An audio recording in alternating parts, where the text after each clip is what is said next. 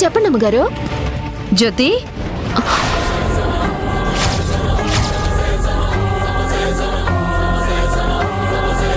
దొంగ మొహంది.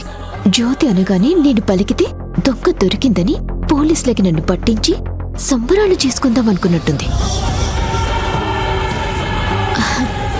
జ్యోతిటమ్మగారు, నేను మల్లేశ్వరిని. మీరు నాకు ఫోన్ చేసినారు.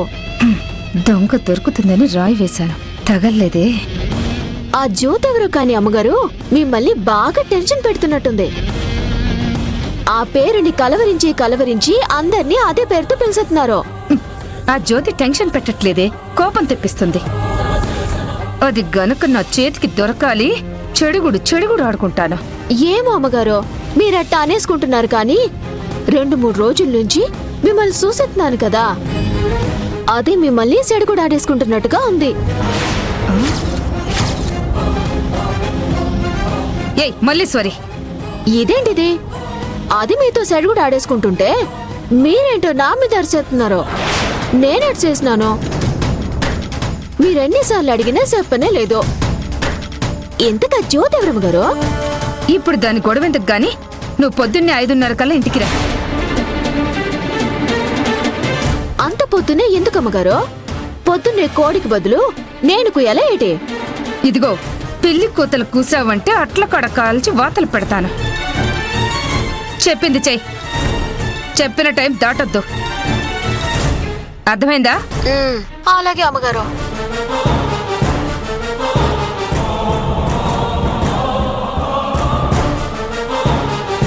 నేనే జ్యోతి నన్న అనుమానం నీలాంబరికి రోజుకి బలపడుతుంది. రేపు పిండ ప్రదానం ఉందని తెలుసు కాబట్టి నేను జ్యోతినో కాదో తేల్చుకోవడానికి పొద్దున్నే ఇంటికి రమ్మంటుంది.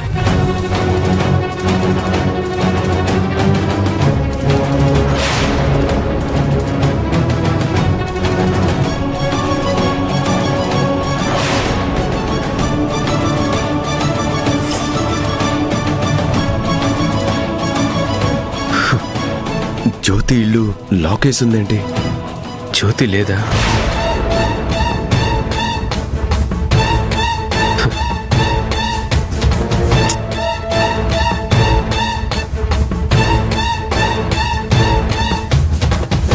నా మీద అనుమానం రాకూడదని బయట తాళం వేసి వెనకాల నుంచి లోపలికొచ్చి నా జాగ్రత్తలో నేనున్నాను. ముందు ఆ నీలాంబరికొచ్చిన అనుమానం మాత్రం పోగొట్టాలి.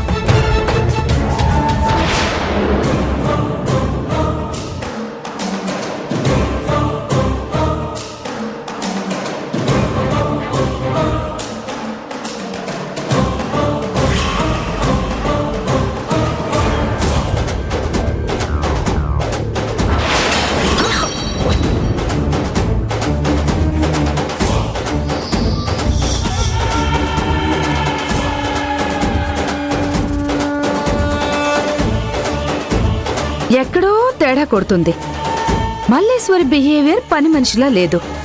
ఇదే జ్యోతేమో అనుకుంటే ఆధారాలు దొరకట్లేదు. ఏం చెయ్యాలి?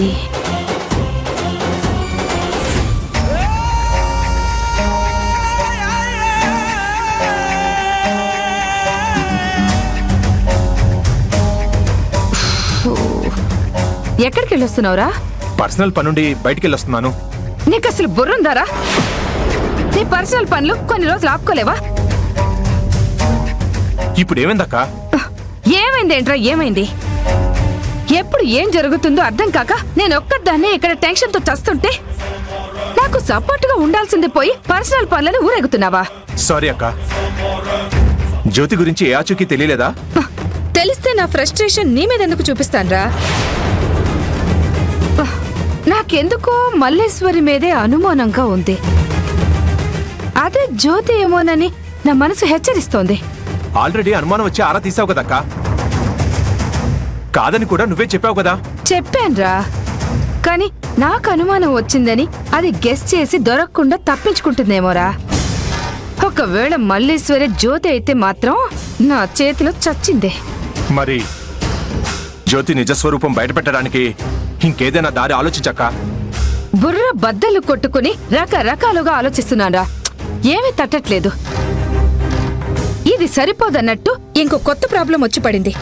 ఏంటక్క ప్రాబ్లం? రాజీవ్కి నా మీద అనుమానం వచ్చిందిరా. అవునా? నాకదే కొంచెం టెన్షన్గా ఉందిరా.